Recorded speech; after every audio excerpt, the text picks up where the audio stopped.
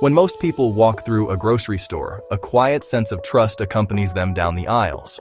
We assume the food on the shelves, in its vibrant packaging, has already been carefully vetted for safety.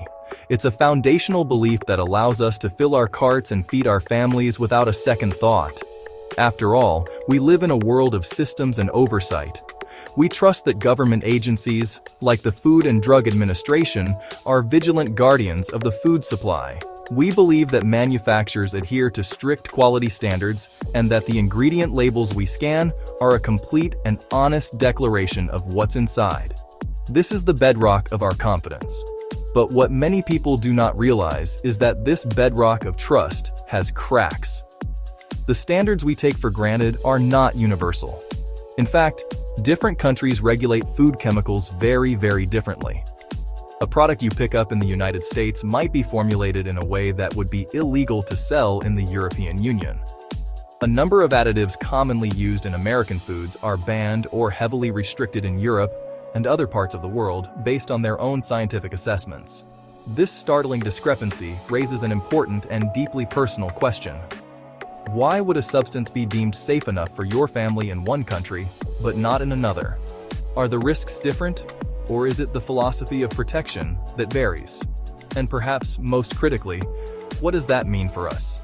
As consumers, as parents, as individuals, trying to make wise and faithful decisions about the health of these bodies, the only temples we are given? One example that frequently appears in public discussion is aspartame, an artificial sweetener used in thousands of products, from diet sodas and yogurts to sugar-free gum and tabletop sweeteners. For decades, aspartame has been a fixture in the landscape of our food choices, but it has also had a long and controversial regulatory history. In the early years of its development, safety concerns raised by initial studies led regulators to delay approval. The compound was reviewed multiple times, with scientists on both sides of the debate presenting conflicting evidence before it was finally allowed on the market. Over the decades, that debate has never truly ended. Researchers have continued to investigate potential links between aspartame consumption and a range of health concerns, including headaches, metabolic issues, and even more serious long-term conditions. Today, major health agencies like the FDA still permit its use within certain daily limits, reaffirming its safety based on their review of the available evidence. Yet, the conversation about the wisdom of long-term exposure continues among independent scientists, public health advocates, and concerned citizens, keeping the question alive in our hearts and minds. One reason aspartame receives so much attention is because of how our bodies process it. It's a fascinating journey that begins the moment it's consumed, and understanding this metabolic pathway is key to understanding the broader scientific conversation. When digested, aspartame doesn't enter the bloodstream whole. Instead, it breaks down into three distinct compounds: phenylalanine, aspartic acid, and a small amount of methanol. Phenylalanine and aspartic acid are amino acids, the very building blocks of proteins that are found in countless foods we eat every day, like meat, fish, eggs, and dairy. For most people, these are completely harmless and essential for bodily functions. The third compound, methanol, is where much of the controversy lies. In the body, methanol is converted into formaldehyde and then into formic acid.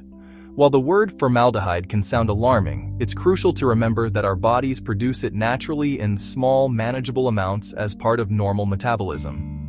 Methanol itself is a simple alcohol also found in trace amounts in many natural foods, including fruit and fruit juices. For instance, a glass of tomato juice contains significantly more methanol than a can of diet soda sweetened with aspartame. However, at much higher levels, methanol can be toxic, which is why discussions about aspartame sometimes generate concern. The fundamental principle of toxicology is that the dose makes the poison. Water is essential for life, but even water can be toxic in extreme quantities. Some critics also point out that methanol is used in industrial products such as antifreeze and solvents, although the amounts, purity, and contexts are vastly different. This illustrates why understanding chemistry, and especially dosage, is so important when evaluating food safety. The presence of a substance alone doesn't determine its risk. Aspartame is not the only additive that raises questions and highlights differing regulatory approaches around the world. Another example is potassium bromate, a flour additive used to strengthen dough and improve the rise of bread. It works by oxidizing the gluten, creating a more elastic and stable structure that yields a fluffy, perfectly shaped loaf. Potassium bromate has been banned in the European Union, Canada, and several other countries because studies suggested it may increase cancer risk in laboratory animals. The concern is that residual amounts of the original compound might remain in the final product, yet it has continued to be permitted in certain baking processes in the United States. The FDA's position is that when used correctly, it converts into harmless potassium bromide during baking. However, many American manufacturers have voluntarily removed it in response to consumer preferences and the global scientific consensus. Another example is brominated vegetable oil, often called BVO.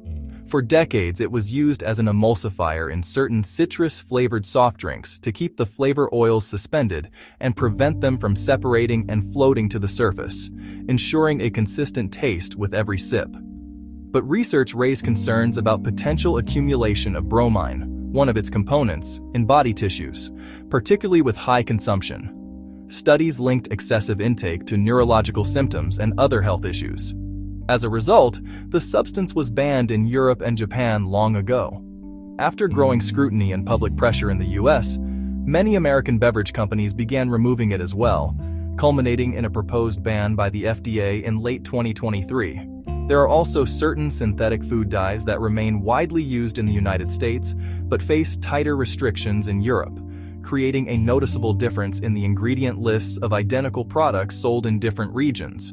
For example, dyes such as Red 40, Yellow 5, and Yellow 6 have been associated in some studies with hyperactivity and behavioral issues in children. While the evidence is not conclusive, and the effect may only apply to a sensitive subset of children, the correlation was strong enough for some regulators to act. European regulators took a precautionary approach, requiring prominent warning labels on foods containing some of these dyes. This simple labeling requirement had a profound impact on the market. In response, many companies chose to reformulate their products for the European market, swapping the synthetic dyes for natural colorings like beet extract or paprika. This means they often sell two versions of the same product, one formula for Europe and another with the original synthetic dyes for the United States. These examples raise an uncomfortable but important reality. Food regulation is not determined by science alone. It is also influenced by economics, politics, and market pressure. Large food companies operate in competitive markets where reformulating products can be expensive. Consumers often prefer bright colors, long shelf life, and low-cost ingredients. As a result, regulators sometimes allow additives to remain on the market while continuing to evaluate emerging research. This does not necessarily mean that regulators are acting irresponsibly, but it does mean that food safety decisions often involve balancing risk, cost, and consumer demand. For individuals seeking better health, this means one thing: we cannot rely entirely on institutions to make every decision for us. We must practice informed stewardship. The Bible teaches that our bodies are not merely biological machines. They are part of God's creation. In 1 Corinthians, the Apostle Paul reminds believers that the body is a temple of the Holy Spirit. That teaching encourages Christians to approach health with wisdom and responsibility. Caring for the body does not mean pursuing perfection or living in fear, but it does mean being thoughtful about what we consume, reading labels, learning about ingredients, choosing whole foods whenever possible. The goal is not panic. The goal is discernment. For Christians pursuing holistic health, the wisest path is often the simplest. In a world that constantly offers more complexity, more processing, more artificiality, the call to return to basics is a profound spiritual discipline. It is an act of faith, choosing the goodness of creation over the fleeting promises of man-made convenience. We are invited to focus on foods closest to the way God created them, foods that are vibrant with life and untainted by extensive industrial alteration. Think of fresh fruits and vegetables, bursting with color and nutrients, a direct gift from the earth. Consider whole grains and healthy proteins, the building blocks that provide sustained energy and strength. By choosing these minimally processed ingredients, we nourish our bodies as they were designed to be nourished. In doing so, we also reduce our reliance on a sea of additives and preservatives whose long-term effects on our bodies, these temples of the Holy Spirit, may still be debated or unknown. But let us be clear, the divine health journey is not about fear of food or a rigid set of legalistic rules.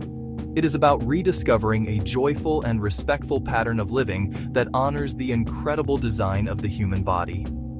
It's a journey of love, not restriction.